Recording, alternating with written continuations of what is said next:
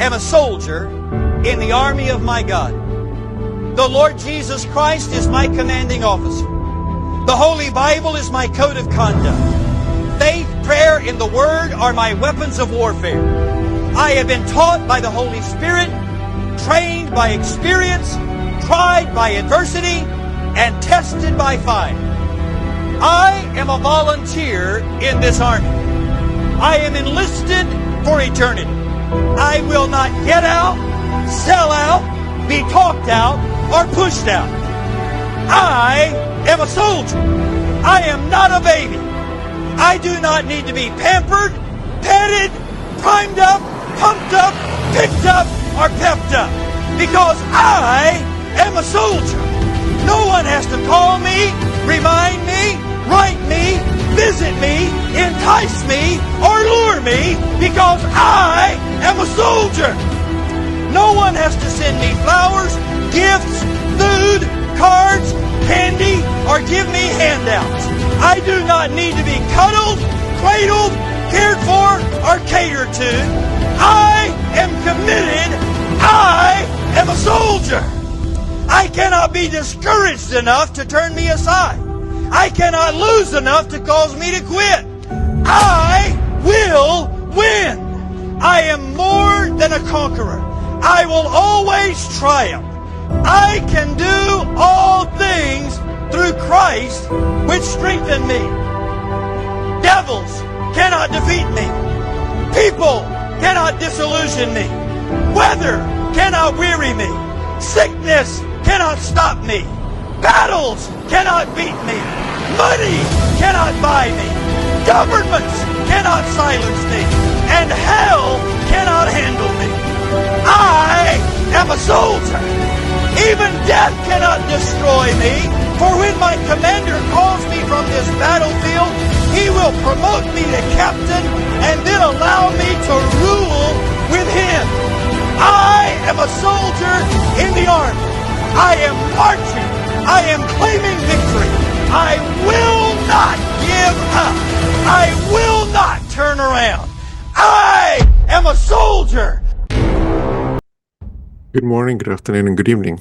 Welcome to the first episode of your weekly news broadcast, MoCo Resistance. Today is January 21st, year of our Lord 2024, and we welcome you to the first episode of this year.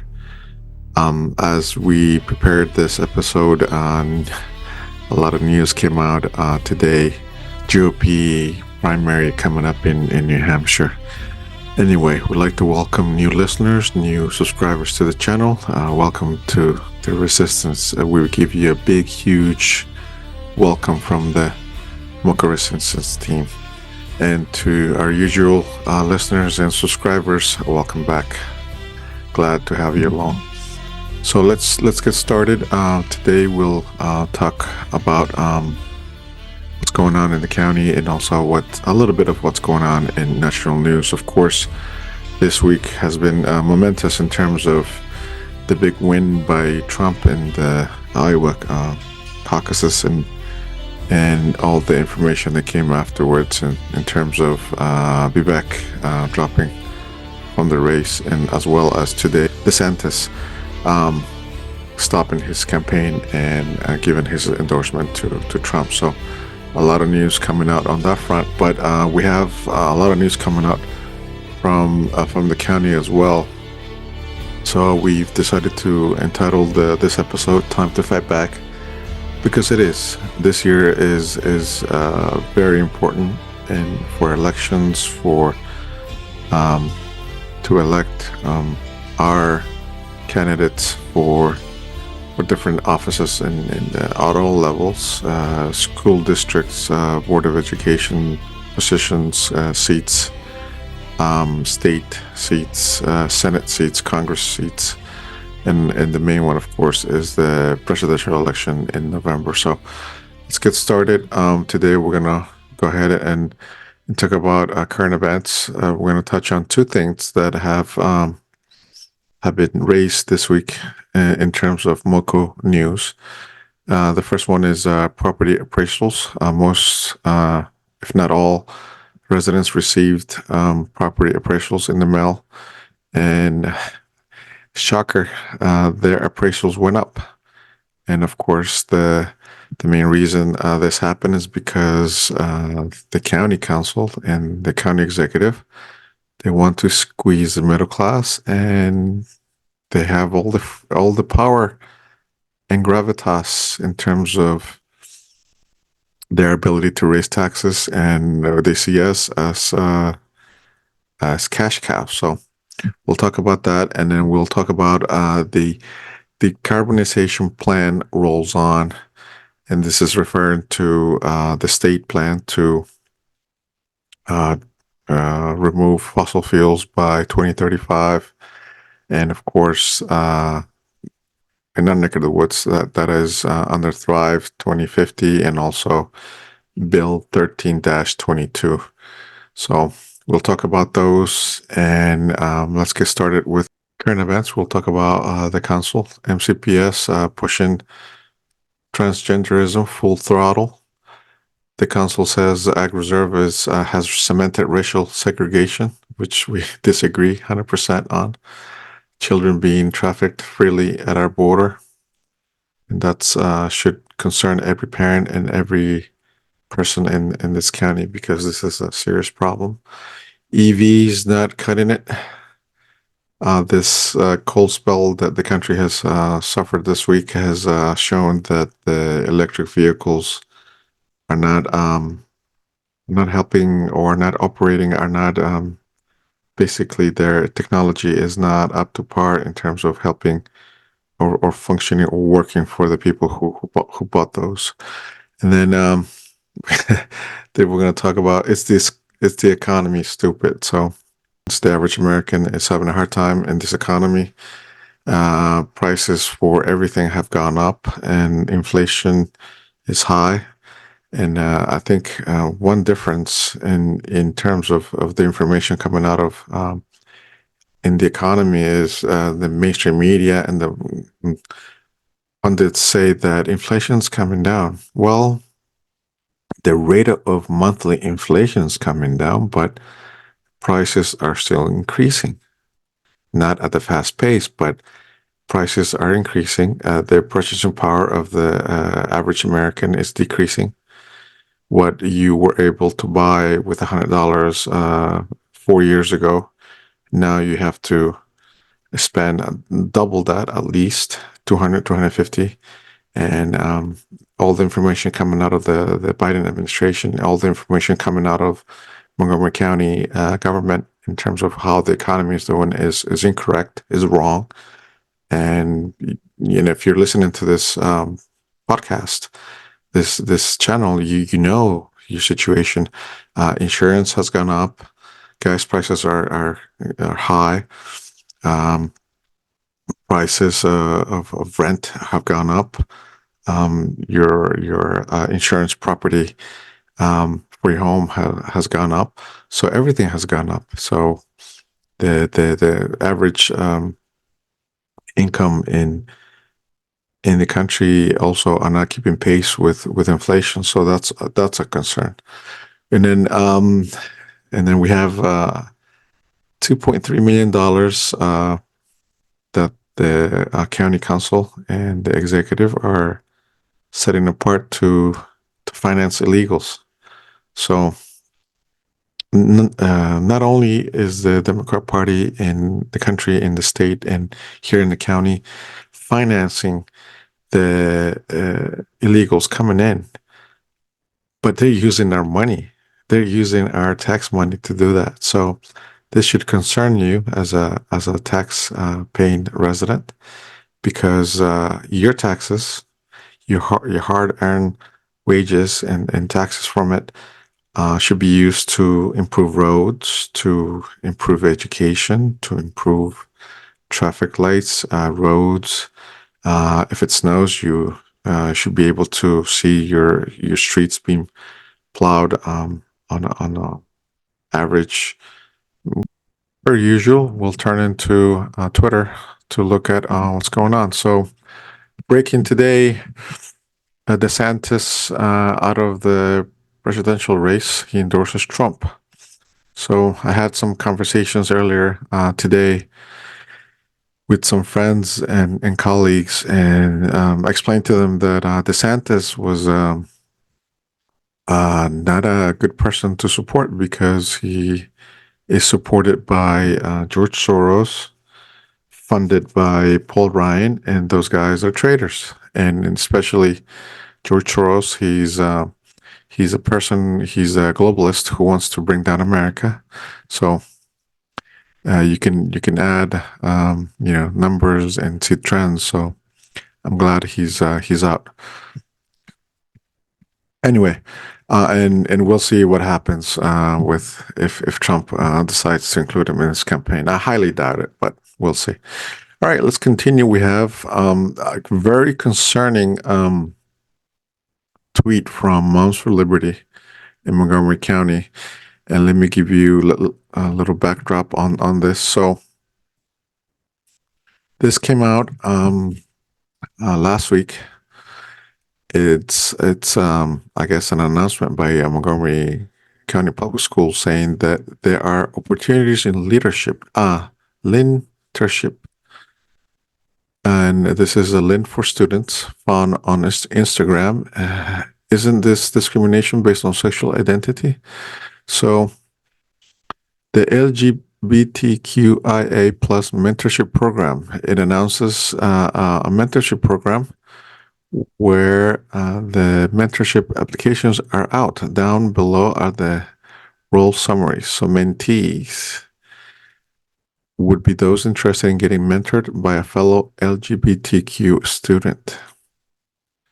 So if you have kids that are in elementary school or middle school, they could be mentees. And who are the mentors? Would be those interested in mentoring a mentee, usually an underclassman who is going through high school or as a queer student.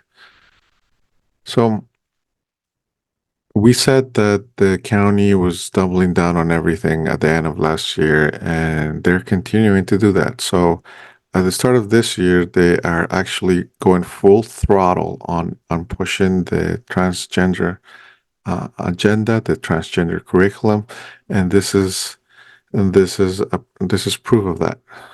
So, and then to follow up with that, so comes out of Lynn for Students, and this is how the mentorship program is going to work. So there's a follow up by Moms for Liberty saying it gets worse. The form indicates adult staff and minors will be paired as mentors and mentees based solely on their sexual orientation. Male staffer, you're 14 and like boys too. Let me mentor you. Wow. So basically, this is a sexualized pedophilia program where okay, so the says mentors should be in 10th grade and above or staff member. If you are in 9th grade or below, we would still love to have you as a mentee. What grade are you in? Grade 9 and below, grade 10 and up, MCPS staff. So this is concerning. This should concern every parent. I'll link this in the under the video for more information. So as you can see, this is pedophilia. This is what they're doing, and we told you this was going to happen, and that's why the county, the Board of Education has rejected the opt-out option. They have rejected everything, every demand, every request, every reasonable complaint by parent organizations, by religious group, etc., and the Board of Education and MCPS have ignored them completely. So we're up against an enemy. They are Marxists, they're communists, and they're socialists, and they have an agenda, and they're following that agenda to make sure that they force pedophilia into our psyche, our entertainment, and now into our education full throttle. But parents are fighting back.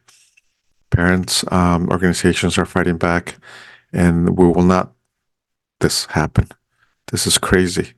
So if you are a member of MCPS in terms of being a parent, you should contact your school and ask them about this immediately. Let's continue.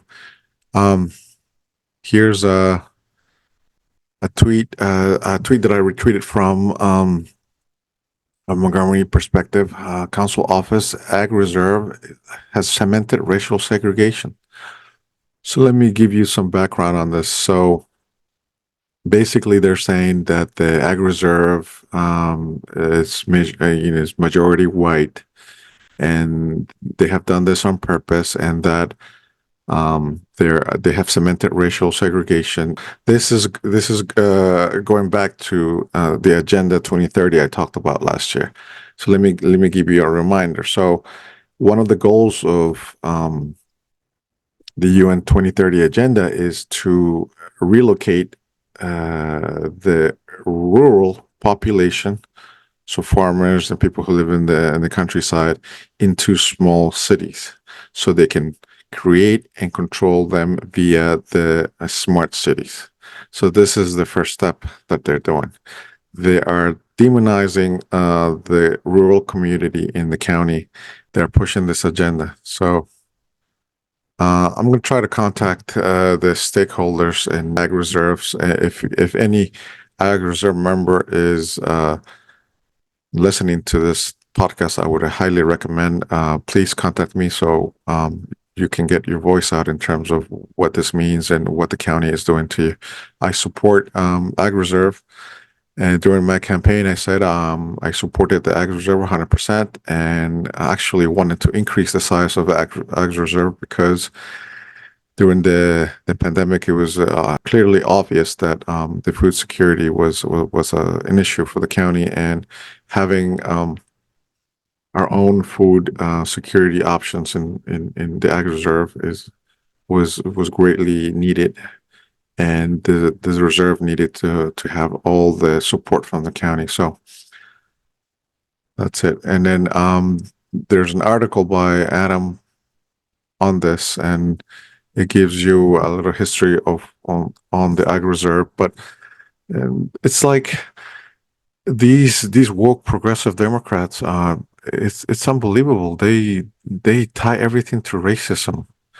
So if I go to Harlem, for example, New York, and I say, and I go to the main streets and look at the businesses, restaurants, for example, and I say, the black community in Harlem has been racist and has cemented racial segregation, and because I don't see enough Hispanic restaurants. Is that racist by the black community in Harlem? I don't think so. I mean, it's their community, and they thrive in that community, and there's nothing racial about it. It's the same thing, the same comparison. You have farmers and all over the country, and in this case, you have farmers in Montgomery County who have passed through different historical events in the country, and have same thing with Harlem, for example. It has become the way it has in terms of demographics by society, by historical events, et cetera, et cetera. That doesn't mean they're racist. Yeah, that's happening. The county is calling them racist now, and this was expected. This is the first step for the Ag Reserve to be pushed out and to be bought out by the county and private firms, so they can sell off their interest in the reserve. So what does that mean for us? Less green spaces, less food production, and of course they want to move in and take the property, following UN Agenda 2030. All right, let's continue. And this also relates to children, and this is child trafficking in plain sight.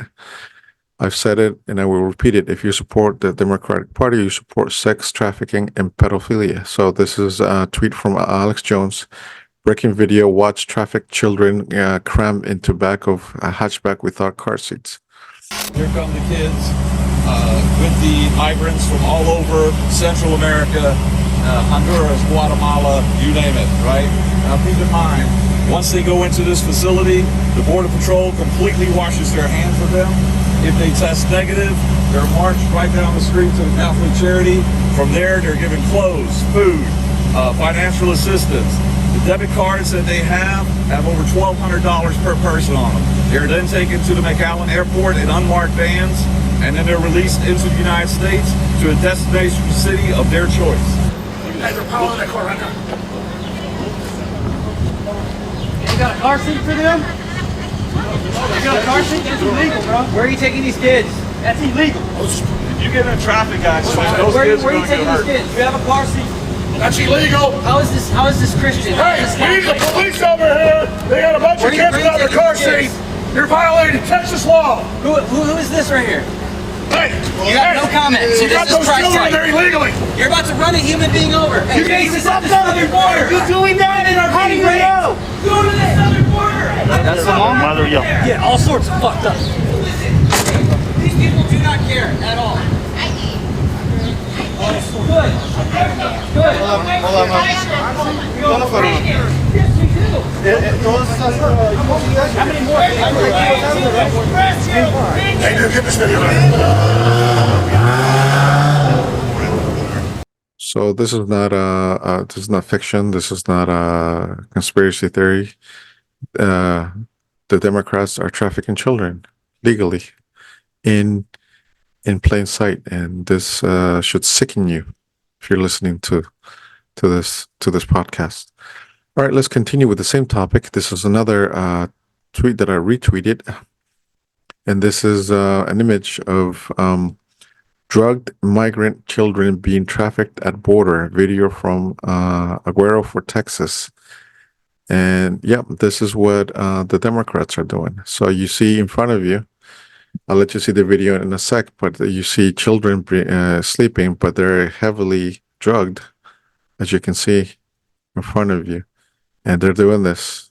They're bringing in kids, and they're NGOs around the American countries in Central America, and also here we have NGOs in the county who are working with these NGOs, and we have NGOs that are funded by Soros and the like, and we have sex trafficking. Look at these kids. This guy said that he has 2 kids, but they're not his kids, but he's lying. He says to the journalist, says, my wife and I came here with our 2 kids, but my wife left me. So, remember I told you guys that they're going to say that? Yep. ¿Qué le pasó a la mamá? ¿Te abandonó? ¿Y te dejó a los 2 niños? Ok. ¿Y cuántos años tienen los niños? 4 and 3 years old. And he says that his wife abandoned him, and she left him the 2 kids. It's breakup season in down there, South America, you know? There's a lot of heartbreaks going on. You know what's really sad is most of these children look like this isn't just a natural sleep. They are out. Look, they're sedated. They're sedated. Look at them. Look at them. This is not. Look at he's just like completely lunched over. So this is what we're telling you. A lot of times, these children don't belong to some of these people. This is human trafficking. They're not even reacting, huh? You see how they don't react? Their pupils don't even react to the bright light in their face? These kids are girls. ¿Qué le dieron a los niños?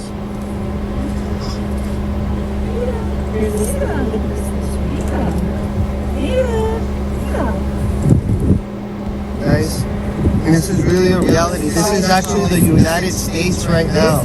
This is a third world country. This is the United States, and unfortunately, our law enforcement agencies are out here assisting and abetting in the child trafficking trade, guys. Absolutely, there's like no way that you can call me a conspiracy theorist. There's no way that you can say that we're making shit up. We're out here, guys, living this day after day. Y'all think we do this because we enjoy it? We literally go home with stuff in our head, and seeing this should be upsetting to everybody, whether you're on the left or on the right. And these little kids are passed out, y'all. little kids. All right, let's continue. We have a retweet from This is Crazy, Citizens Free Press. This is crazy. This is a disaster. Going back to the EVs, the electrical vehicles, and we have owners of these vehicles finding out in a hard way what it means to go electric during Chicago's harsh winter. So my tweet reads, to those believing the fairy tale about the effectiveness and environmental advantages of EVs are in for a rude awakening. This fairy tale being pushed by the council and the executive is that a lie? So here you go. You'll see. Okay, well, thank you. That cold is also causing some big-time headaches for Chicago area owners of electric vehicles. Yes, I never thought we'd say this, but it's true. As Dane Placco reports, the low temperatures have caused some headaches for owners looking to charge their cars. Electric cars may be the way of the future, but it's clear there are some problems when it comes to charging them in Chicago's deep freeze. Oh, we got a bunch of dead robots out here. Dead robots. Dead Teslas packed the parking lot at this Tesla supercharging station in Oak Brook, a scene mirrored in other supercharging stations around the Chicago area. Yeah, this is crazy. It's a disaster, seriously. With temperatures falling into the negative double digits, these charging ports have stopped charging, leaving many Tesla owners stranded here in long lines since Sunday. Nothing, no juice, it's still on 0%. And this is like 3 hours this morning being out here, after being out here 8 hours yesterday. Has it been charging? No, not at all. It just isn't working. At all. It's just frozen, and so I'm getting it towed to the Tesla service center because that's my only option at this point. Adding to their frustration, they say, is that they're getting no help when they call Tesla for assistance. No response from Tesla. We have been suffering since yesterday afternoon. These are People being basically being left out without a car. The car's not working. The cars, their futuristic EVs not working during the cold. So what are you going to do if there's an emergency? You need to take your family member to the doctor, or you need to take him to the emergency room, or you need to get if you're traveling, if you're vacationing, you have kids in the back, and your EV suddenly breaks down. What do you do? All right, let's continue. We have county residents in a nutshell. Going back to the economy, stupid.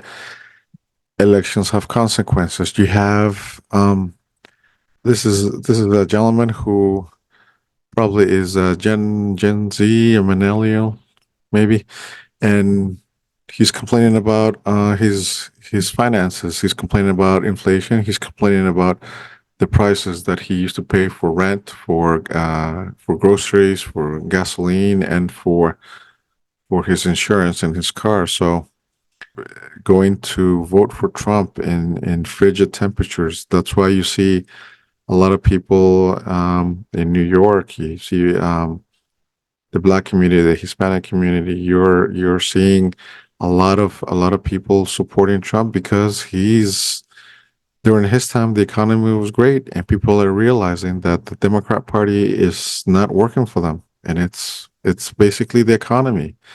You can tell residents, you can tell prospective voters, you can tell them anything, but when the economy hits their wallet, that's when they realize, who's in charge, who's doing this. Why is everything so damn expensive? 4 years ago, my rent was $1,200 a month at a luxury apartment complex. It is now $2,100, not even including utilities. I went to the grocery store yesterday, right, and got 3 bags of chips, some ground turkey, and some vegetables, and it was $67! What? My car insurance from 4 years ago until now, with no tickets, no wrecks, no nothing on my driver's record, has gone from $130 to $240 per month. 3 years ago, my electric bill was averaging $45. Now it's averaging $125. You go and get a tank of gas once a week, and you're dropping $70. mean, a guy can't even buy a can of dip for less than $8. $8 for a can of dip? What the fuck? All right, let's continue. We have an article, a tweet from my MC Media. Montgomery County Council members unanimously agreed to allocate $2.3 million to the Montgomery County Respite Center to assist arriving migrants with food, medical care, and guidance. So let me refresh your memory. Last year at the end, we said that the Democrat Party was supporting the open borders because they wanted to replace their base, and that's the case. That is the case. There's a two-level analysis on the open border. The first one is, yes, they're supporting that because they want to bring in a lot of illegals so they can vote for them in November. That's a fact because they're seeing their base being angry and disappointed and switching to the Republican Party. And second is the men aged 18 to 30 year olds that are coming in. They are UN soldiers. They are terrorists. They are people who are infiltrating the country and who are meant to cause social disturbance in all parts of the country. And not even touching on the kids and the drugs and the child sex trafficking, and it is atrocious. It is concerning, and this everything ties back to our neck of the woods. $2.3 million to feed illegals. Why? There are no wars in Central America or South America. There are no wars. The economic systems in those countries are not collapsing. So there's no economic crisis that is forcing people to flee. And even if that were the case, I mean, are we doing great? Are we having a booming economy where we need more labor? No. Are companies hiring left and right and need people?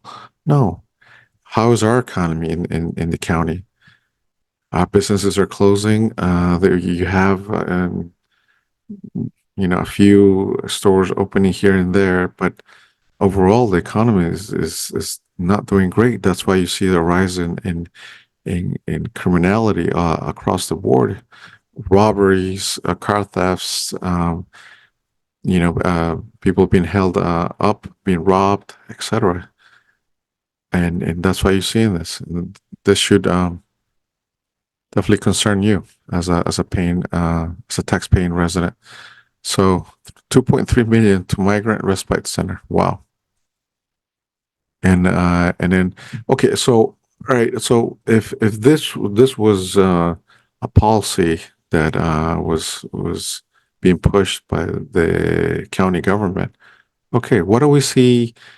Veterans. Why do we see homeless people on the street begging for money if we have this much money allocated for illegals? I mean, Americans should be getting this service, right? Should be getting support, should be getting psychological help, should be getting money for food, money for to help them out, get them back on their feet.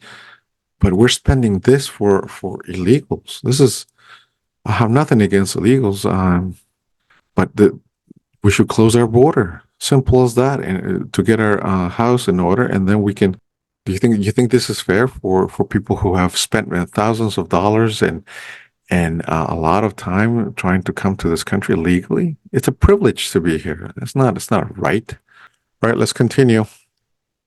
And going back to the EVs and renewable energies. And this is a tweet that I pushed out on the 17th. It says, this is what the county council and the executive are pushing. Electrifying everything is not economically viable nor feasible under the current future energy grid.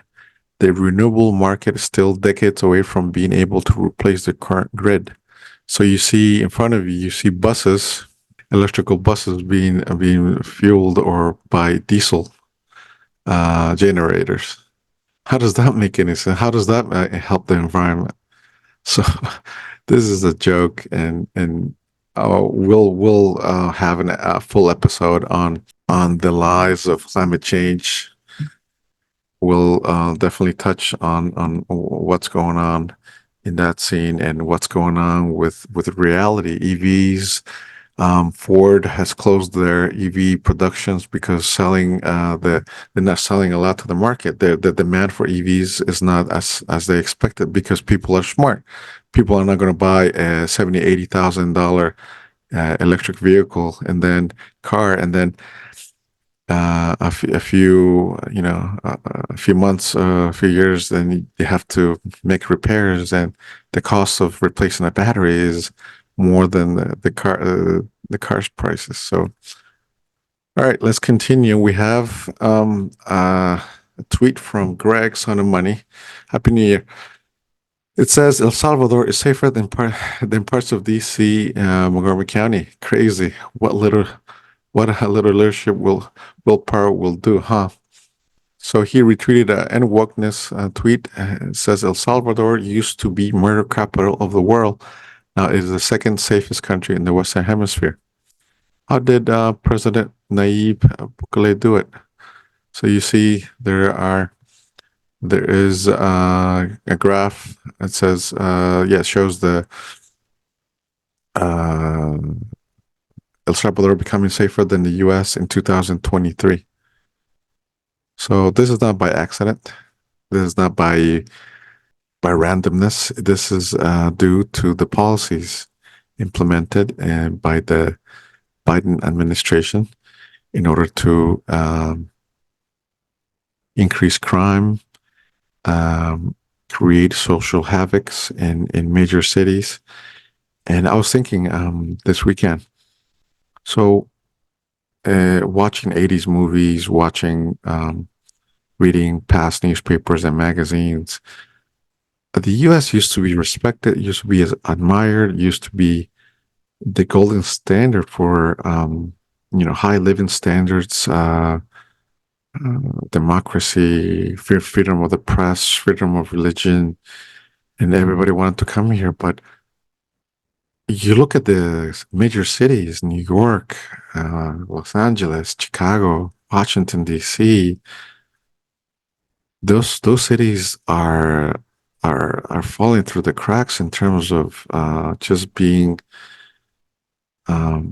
dirty and not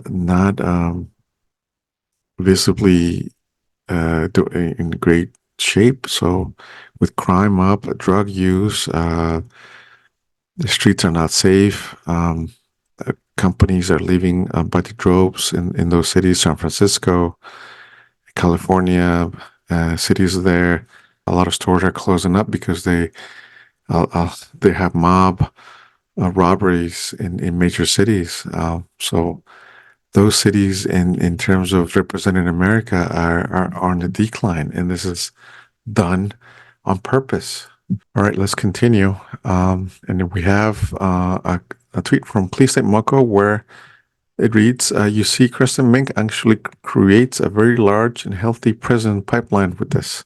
She conditions young minds to believe that there are no consequences, and they press forward with criminal actions, and eventually are no longer a juvenile. Arresting juveniles is a poor strategy for making our community safer. Juvenile-related violent crime increased 95% since 2019. So you have a combination of things. You have the education system being on the decline, and teachers and educators and staff in our schools not having the authority to impose education and also impose respect. And there are laws and bills that were passed in order to restrict the power of teachers and principals. And now you have kids that are using drugs. Marijuana is legal now in the state of Maryland. So you have that. And you have the indoctrination of these activists like Mink, who basically are anti-American, anti-family, anti-nature, and they're pushing things to our kids that are destroying their livelihood, and that's why you see a lot of crime. Usually, kids at this age find jobs, find sports and stuff, but not in the county. We have, I was talking about normal resident in the county. They're paying taxes and they expect, they don't expect a lot. They expect good schools, safe streets, their traffic lights working, and when it snows, they want the streets plowed. So, and we have a tweet from the good Laura where she says, "Can we get one pass with the plow, please?" This is in Germantown, by the way. So, who's the council member in Germantown? Oh, it's the Two-Face Balcom lady who has one face for everything. One face for the public, one face for the residents, one face for her bosses, one face for intimate conversations with residents, and so she's Two-Face Balcom, and she's your if you live in Germantown and you didn't have your streets plowed, you voted for Balcom, and little things, right? So she's not looking out for you. Right, let's continue. We have Montgomery County Watchdog, and going back to education and everything going on in the county, public safety. That's what we want as residents. We want education. We want quality education. We want math scores. We want reading scores to be high, to improve every year. We don't see an improvement. We don't see anything. We want plowing snowy roads. Not happening. MoCo can't do its basic jobs well. I have to agree with that 100%. And it's very simple. So we have elections this year. We have Board of Education elections that some seats are up. So I would highly recommend you to get informed on the candidates, and we'll do our best to get them on here so they can present themselves and present their platforms. And here you go. We said everything doesn't happen in a vacuum in the county, and this proves it again. We have a tweet from the MoCo show, which is a news source, a news local source who works on behalf of the Democrat Party. Plain and simple. All right, let's continue. We have their tweet. It says $50 million in funding announced for new electric vehicle charging stations across Maryland. So they're going full speed on this. They are going full speed on Agenda 2030, on Thrive 2050, and making sure that they are pushing this so they can push their smart cities on us. And that's coming up. Everything that we said last year that was happening, that was going to happen, it's happening now. All right, let's continue. And we have a tweet from Andy replying to the executive, Eldridge. It reads, the Montgomery County government homicide increase rate is higher than DC's. Quite an accomplishment. So this is referring to the tweet that Eldridge pushed out in terms of the accomplishments that were made supposedly on his eyes last year. And I'm sorry to say, Mark, but you are failing. Look at this. Where's Montgomery County? We are higher than homicide. Homicide is rising in DC while falling in most major cities. So our homicide in Montgomery County is higher than DC's, more than 37%. So things are not looking good, Mark. I think you should think about resigning. And as the rest of the council, because you guys are frauds, you guys are corrupt, you guys are criminals, and you guys are being found out. Your days of controlling the county are over. Your days of lying to the people are over. People, residents are waking up to the truth. And so this is another fact that things in Montgomery County are not looking great. And I mean, you know this.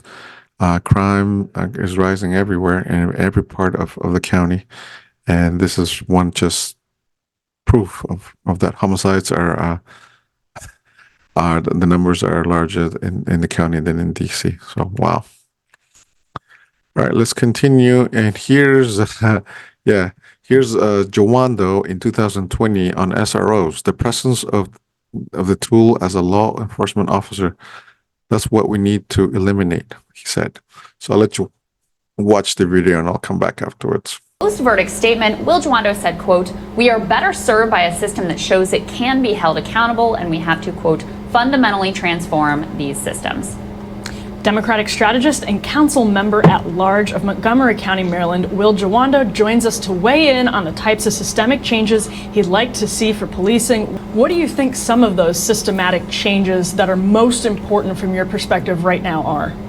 I also said yesterday was that, it's a straight line from the slave patrols of the 1700s in the Carolinas, the formation of our police force in this country, to the knee on George Floyd's neck.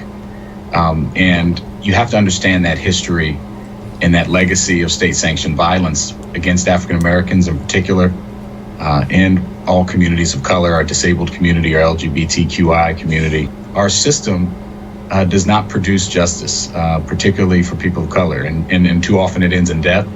And many, many more times it ends in an arrest record that denies you housing or a job.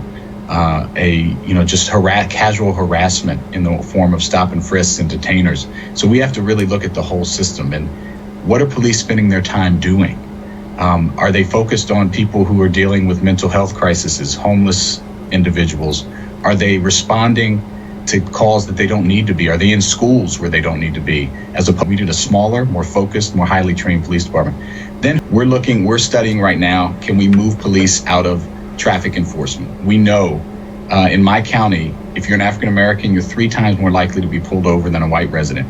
In some parts of our counties, in the wealthiest parts, the parts where you said where they're protected, in Bethesda, for example, in my county, you're 7 times more likely to be pulled over as an African American than a white resident, despite the fact that there's very few African Americans just from proportionally that live in Bethesda. And so you have half of our students arrested in our schools are Black, but they represent 20% of the school population. Wow. Go down the list. And so one of the things we need to do is get police out of the things that they shouldn't be involved in. Low-level drug offenses, dealing with people with mental health in our schools. We just won a big victory of police will not be in our schools next year. I've been pushing that for over a year. So there you have it. You have one of the council members, Jawando, pushing for the removal of RSOs in our schools. And you have the results of that decision today. You have a lot of crime, a lot of violent incidents in schools, and kids bringing in guns, etc. So you have to thank Councilmember Jawando for this, and remember his name when elections come about. So there you have it. Yeah, so that does it for current events. And now we'll turn it into episode 22, Time to Fight Back, main points. All right, so we're going to move on to the meat of the episode. I hope you enjoyed the current events. A lot of things happening. And hopefully this information is helpful in terms of your awareness and navigating the events in our county. All right, let's continue. So the second point of this episode is going to touch on property appraisals. We touched a little bit on that in the current events, and most people, most households receive this letter from the state where they are provided with their assessment on their properties. 100% of the appraisals have been ticked up, and they have been ticked up for the last 10 years in the county. So, and one of the reasons, the main reasons why the county or the state does this is to squeeze tax dollars from us, from residents, from people who live in the state and to cushion the financial malfeasance that they do at the state level and also at the county levels. So why are property values increasing in the county? There's an average of 5% increase in property appraisals all over the county, and the economics don't add up. Current economic conditions with high interest rates are discouraging new homeowners from entering the market.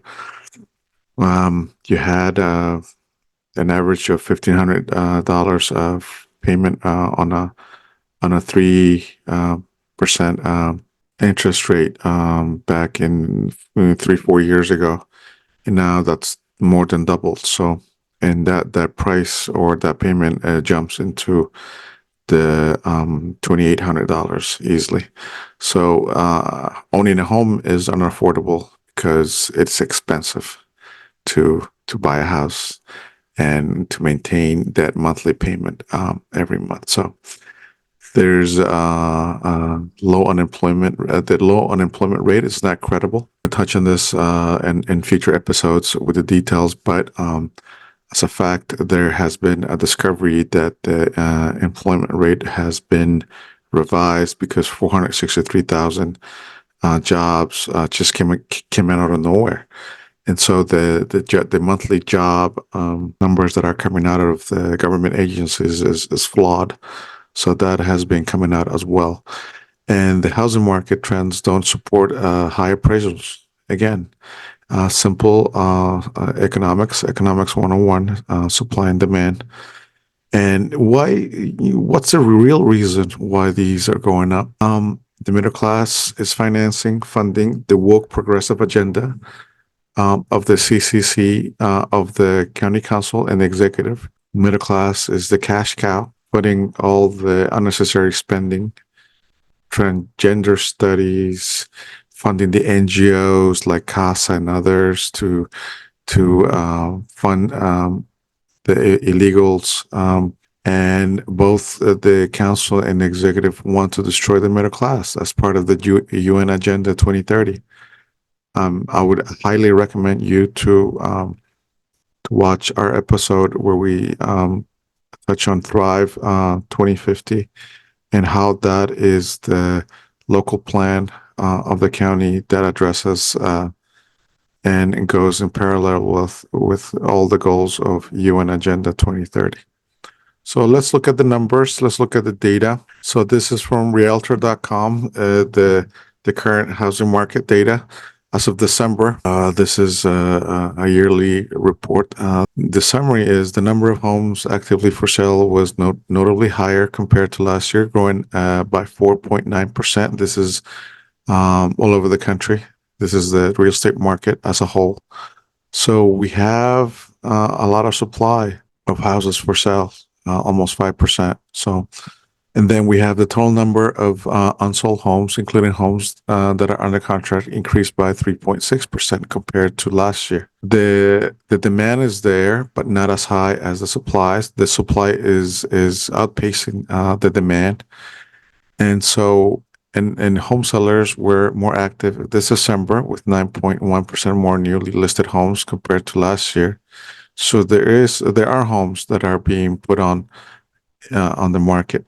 And the median price of homes for sale this December remained relatively stable compared to the same time last year, growing by 1.2%. So at least the national price increase of homes is not following the trend of inflation, which is around 4%. So that's good news. In terms of how long homes stay in the market, homes spent 61 days on the market, which is 4 days shorter than last year and about 2 weeks shorter than before the COVID-19 pandemic. So those are the national numbers. You probably, as a homeowner, you're pretty much in the know what's going on with the interest rates. But just for the sake of being transparent, let's look at the 30-year fixed mortgage rates from 2017 to 2024. And of course, right here, the vertical blue line represents on the left side, the Trump administration, on the right side, the Biden administration. So as you can see, the interest rates have increased significantly. We're talking about mortgage news daily, MBA and Freddie Mac. Those are the sources of the rates. So right now, we're looking at last year it was around close to 8%, and this year has gone down to less than 7%.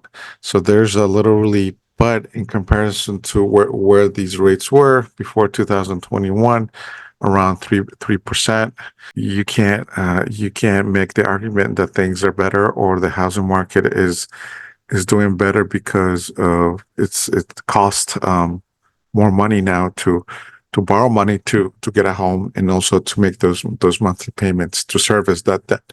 So that's the reality of the national real estate market. Now let's look at our neck of the woods, and this is from Rocket Mortgage. This is a yearly report that they do for all parts of the country, and they have two images here. And the first one says it's Montgomery County, Maryland, a buyer's or a seller's market, and it's a seller's market.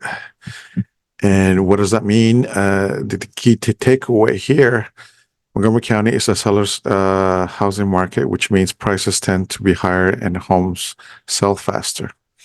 So, one question I have is that since you saw the economic supply and demand nationally, this doesn't make any sense. So I'm going to dig deeper into this to find out why there is a lot of demand. Why is this a seller's market in the county?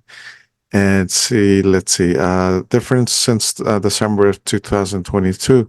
Since last year, Montgomery County has remained a seller's market. So the average price of a home in the county, the median sold price is $480,000.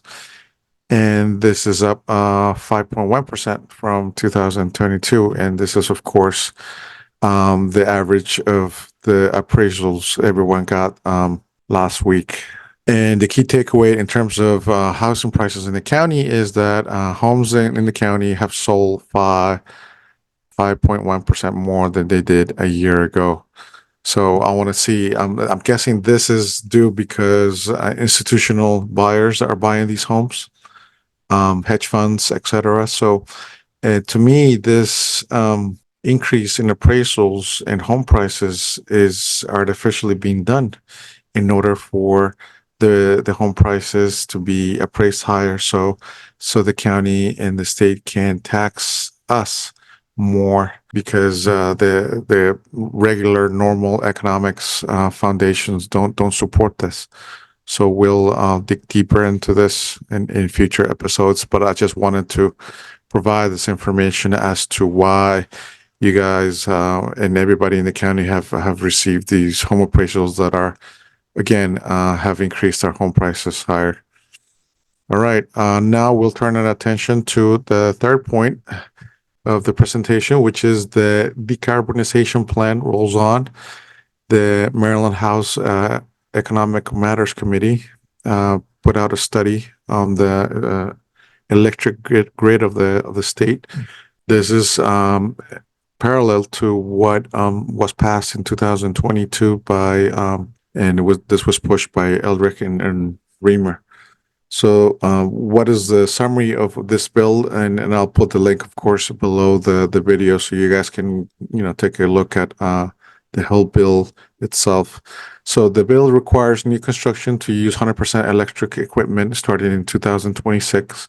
PEPCO and energy experts commented against the bill. That's a fact. 92% plus of energy grid in the county is powered by gas, coal, and nuclear power and petroleum. So 92+% of the energy grid in the county is produced by fossil fuels. And we covered this in previous episodes last year at the beginning of the year. And this is basically what we have in front of us. And then and the rest, less than 7%, comes from wind, solar, and hydro.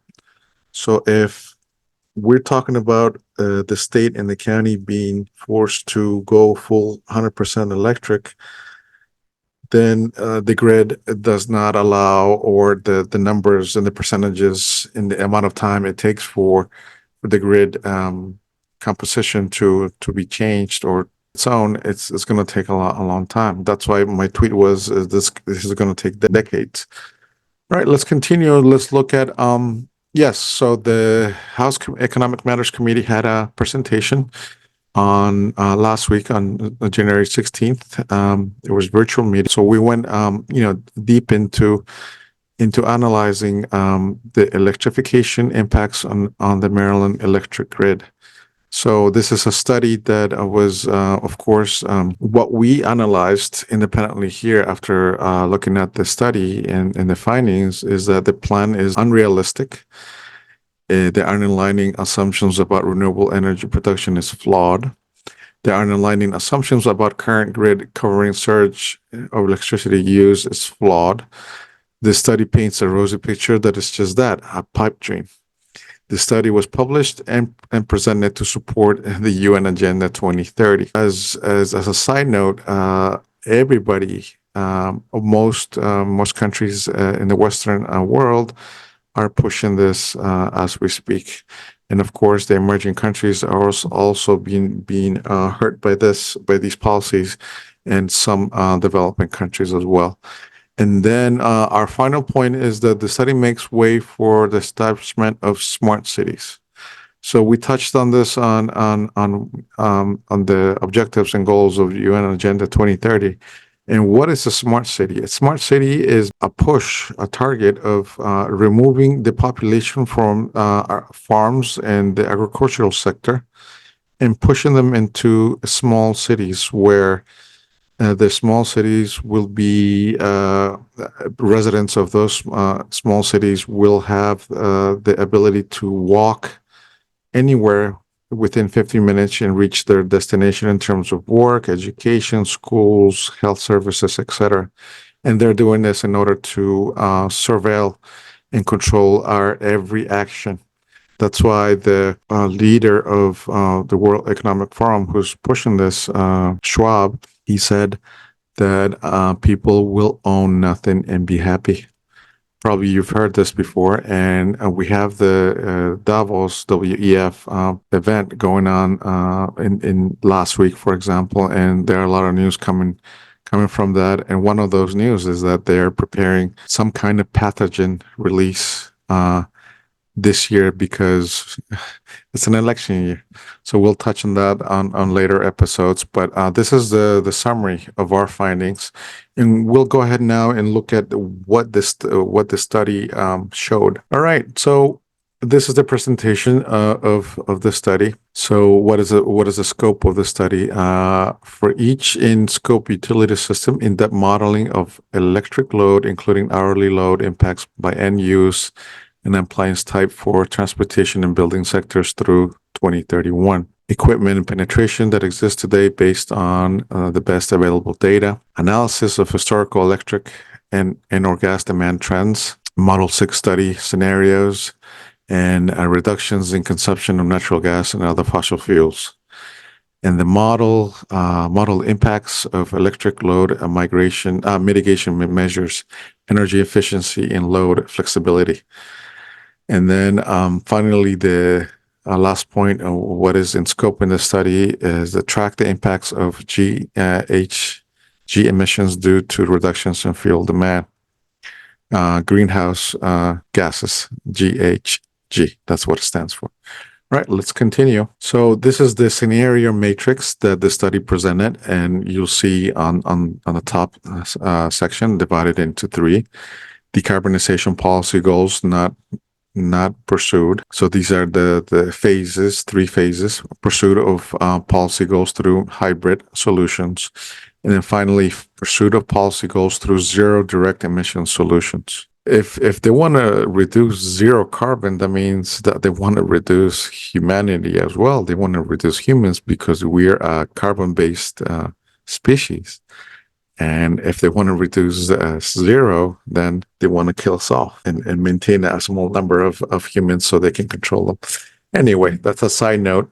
Left axis, we have description, buildings, DERs, the distributed energy sources, growth in line with RSB mandate. So the DERs are distributed energy resources. We have transportation. We have demand side management. All right. So on the first stage, we have decarbonization policy goals not pursued. We have the reference, low electrification, and we have the goals. In the buildings, for example, as a reference, fuel mix held flat from 2022.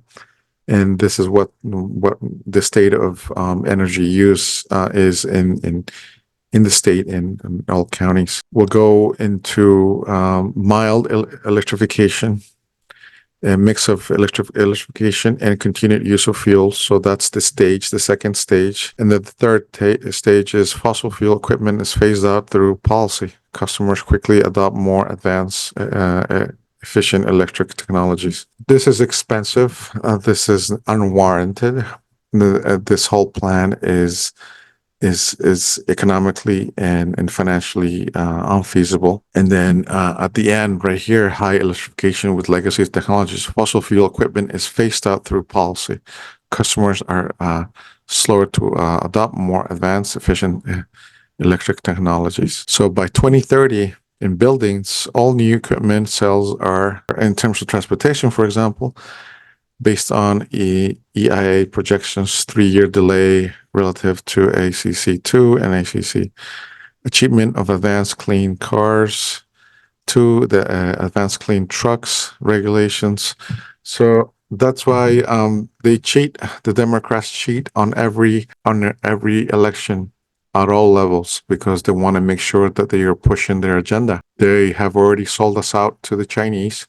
And this is part of it. This is the operational details on how they want to have control. They want to put policies in place, because if they didn't have control of every office, every government office in council in every county, and didn't have the governor's seat of the state, then they wouldn't be able to pass this, because there would be pushback from Republicans. And this is why elections are important. That's why we created this channel, this news platform, in order for you to get the real news on what's going on. And then, all right, so this is the way that they're presenting. And this is the next slide. It's a key difference between high electrification scenarios, prevalent heat pump configuration. And this is, I don't doubt that these people really believe this, but it's unnecessary. Climate change is a hoax and will prove via scientific data and hard cold data that climate change is a hoax, and this is part of the hoax. So this is a study that is well intended, but it's based on data and principles, on baselines that are flawed. So we have 3 scenarios here: electrification with fuel backup. Most customers currently heating with fossil fuels are assumed to maintain their fossil fuel equipment even after adopting a heat. Fossil fuel equipment is used only in the coldest hours of the year. The second part says electrification with best-in-class technologies. Most customers are assumed to adopt highly efficient cold climate air source heat pumps. Also assumes higher penetration of ground source heat pumps than the other 2 scenarios. And then on the third part, it says electrification with legacy technologies. This is again based on a baseline that is flawed, and it doesn't make any sense economically or financially. So we have the adoption rates for DERs behind the meter solar, all 3 scenarios, 2020 to 31. Sorry, and then you have behind the meter storage, all 3 scenarios. We have 40 now, and we'll have 518 in 2031. And what is the policy suggestion? Renewable portfolio standard requires an increasing proportion of electricity sales to be from renewable generation. And again, this study would be feasible if the current matrix or the current development of renewable energy grid would be on its way. I want to say 30-40% of what it's currently on right now. So again, it's not feasible. Maryland energy storage target sets the goal for 3 gigawatts of energy storage capacity by 2033. That's not going to happen. This is not going to happen. All right, let's continue. And we have the historical and projected Maryland system peak load. Oh, this is interesting. On the horizontal side, we have peak megawatts, and we have the timeline from 1980 to 2030. So we have the peak annual growth right here. And this is, annual growth between 1980 and 1990 was 5%. And then from 90 to 2000 was 1.2% and so forth. And we see a decline starting in 2012 all the way down, and it's the peak load is decreasing. So the high electrification annual growth rates from 2022 to 2023. Here's a little snapshot. Electrification with fuel backup, existing mandated DMS programs, plus 0.06%. Electrification with best-in-class technologies. And so they picked depicted the data that they want to use in order for them to come up with these positive outcomes. And this is just hilarious. Electrification with legacy technologies. So additional DMS programs. So this is what they recommend, and this is what the existing mandated programs will produce. Positive numbers. 0.6%, 1.1%, and 2.1%. So, and then the high electrification with existing mandated DMS programs right here. So they're saying that given the data of historical system peak load, it's not going to affect the demand that will be for electricity. So this is a pipe dream. All right, let's continue. And they have the projected building sector greenhouse emissions, greenhouse gases emissions. Emission reductions in the study scenarios were benchmarked to the Maryland Climate Pathway Study, which identified that the building sector would need to reduce greenhouse gases emissions by 30% between 2022 and 2031 in a pathway consistent with meeting Maryland's climate goals.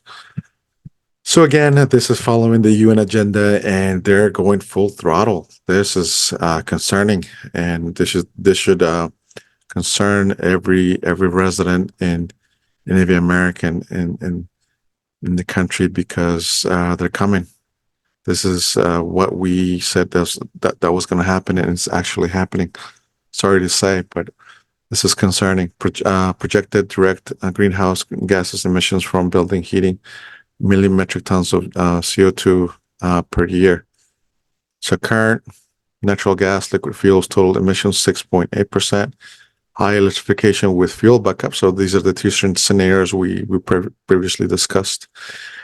So overall, there's total emissions 6.82, and then it's going to be at its when the whole three scenarios are implemented, the best they can reach is 4.71 total emissions.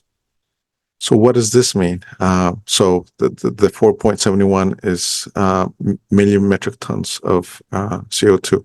So if you do the math, that's not even an improvement of 3 million metric tons of CO2. So is that worth it even? So they want to revamp, they want to remake the energy grid, and they want to push this through programs. You know how much this will cost? Billions of dollars. And who's going to pay for this? Of course. That's why you got the appraisal of your property the last week. This is why they're doing this. Wow. And of course, this is going to increase the financial pressure on taxes, on residents, and on Maryland residents writ large.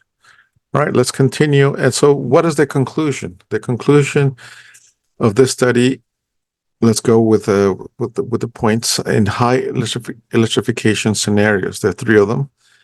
The Maryland building sector can decarbonize at a pace consistent with meeting the economic-wide goals of 60% greenhouse gases reduction by 2031. Building sector gas consumption is projected to fall by 31 to 32%. Projected electric load growth is comparable or less than historical growth rates. We saw that, which were at the high as 4.9% in the 1980s. We had close to 5%. We said that. And the Maryland electric system, which is currently summer peaking, would switch to winter peaking around 2026, 2027. And the aggregate demand, Maryland electric system would see 0.6 to 2.1 annual load growth. Highest growth rate of 2.1% would occur in a scenario with inefficient ASHPs. Growth would be mitigated to 1.2% in a scenario with more efficient cold climate heat pumps. So heat pumps are the answer. All right, growth would be further mitigated by 6.6% in a scenario where existing fossil fueled equipment is maintained as backup. So I saw a lot of videos last year where Tesla owners and people who own electric vehicles, they were stranded on the roads, and they would use a diesel generator to start their EVs up. Ironic. All right, next point. Increasing the deployment of DMS would reduce the range of annual load growth to negative 0.2% to 1.2%. All right. Load declines from 2010 to 2020 suggest that on average there may be capacity headroom on distribution systems to handle some load growth before upgrades are required. And again, this is just a flawed study. And that's what you have. You have the more leadership at the state level pushing this, and you have the whole Biden administration pushing this, and then you have the World Economic Forum and the European Union pushing this, and also the G20, World Bank, IMF, all the usual suspects pushing this. And then finally, the final conclusion point is the study was conducted at the utility system level and it's not a substitute for locational distribution system planning studies. Those studies may show that certain parts of the grid are already high loaded, or that electrification could be concentrated in some locations requiring some grid upgrades. So they selected the data that they want to use. They didn't use the whole gamut of data available to create and to study the real impacts on real data, on all the data that is available. So this is flawed. And I'm just going to show you now some parts of the presentation that I think you might find interesting. And of course, I'll link the whole video under the mentioned. So this study was to understand the impact of a managed transition to a highly electrified future, but most specifically building and transportation. To understand what is in the scope of the study, it is also very important to understand and discuss what was not in the scope of this study. So let's just take a minute to go over that. So cost of each of these scenarios and mitigation options were not in the scope of study. So we didn't really engage in trying to quantify what it would cost to the ratepayers to undertake each of these scenarios. We did not provide recommendations on specific utility distribution and delivery investment plans. We didn't engage in answering questions and modeling efforts pertaining to the future of gas delivery systems. We didn't opine on regulatory and business models for electric and gas utilities in this highly electrified future. We did not model the impact on electric and gas systems beyond 2031 because CSNA has asked the study to go through 2031. So we ended our study there. And we have also not done an economy-wide emission modeling, but instead we benchmarked our building sector emissions to what's implied by Maryland climate. of heating equipment that customers have in each utility territory. So for example, that 43% in the first bar refers to natural gas equipment penetration, so 43% of homes in Maryland currently use natural gas to heat. In the reference case, we assume that stays flat. So it's still 43% by 2031, pretty much nothing changes. In the other three scenarios, all of those fossil fuel heated customers today switch over to different forms of electric heat. We have found that under our high electrification scenarios, Maryland building sector can decarbonize at a pace consistent with meeting the economy-wide goals of 60% GHG reduction by 2031. When this happens, building sector gas consumption is projected to fall by 31 to 32%. Then we looked at the peak demand growth rates, again, year over year. These growth rates are either comparable or they are less than historical growth rates that were observed in Maryland. Maryland electric system is currently summer peaking, but we have modeled it, or we have seen that after this electrification impact, it will switch to winter peaking around 26 to 27. And we have also shown the impact of doubling down on DSM and load flexibility. You know, the peak impacts are already quite manageable under the existing paradigm of energy efficiency and load flexibility. But if you wanted to keep those growth rates even lower, there are ways to do that by doing more of energy efficiency and load flexibility. And as I mentioned, the load declines in the 2010 through 2022 timeframe has essentially left some capacity headroom in the distribution system. So it will be helpful to absorb some of this load growth due to heating electrification before more upgrades will be necessary system-wide. And last but not least, again, we were very careful to highlight this all along, that this study was conducted at the system level. So this is not a substitute for individual utilities distribution system plans and they are very granular locational distribution system planning studies. So those studies will be very necessary and important to just again to ensure that the transition to this highly electrified future will be managed properly. So that's really the end of our. Okay, so that does it for episode 22. Time to fight back. And it is time. It is time for residents to finally wake up and see the truth for what it is. You have a county council, you have an executive that are doing everything to destroy our way of life, to destroy the quality of life in the county.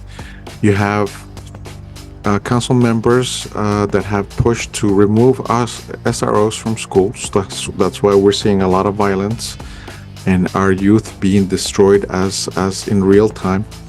You have also the transgender curriculum and agenda that is intruding into our into the education of our kids and the innocence of our kids. And instead of focusing on core subjects, and the economy is not doing well, the middle class in the county is being pushed out, being taxed again and again because of the high appraisals. The county and the state have sold us out, and they're following the UN Agenda 2030. And I would hope that this information is helpful for you to realize what's going on and for you to start sharing this information in your social circles, friends, family. We need this information to reach all corners of the county. And in the next episodes, we'll focus on presenting you with prospective candidates who are running for office this year. And also, I'm going to present you with the leadership at the GOP office here in Montgomery County. We are working hard behind the scenes. We know, about the enemy. And again, thank you for watching. Thank you for giving us your time. We're here to work for you. We're here to spread truths, spread information that is factual, that is real. And please follow us at Facebook and Twitter. We have and sign up to our channels in Rumble, Telegram, and YouTube. Thank you very much. This has been episode 22, Time to Fight Back. Join us. Join the resistance.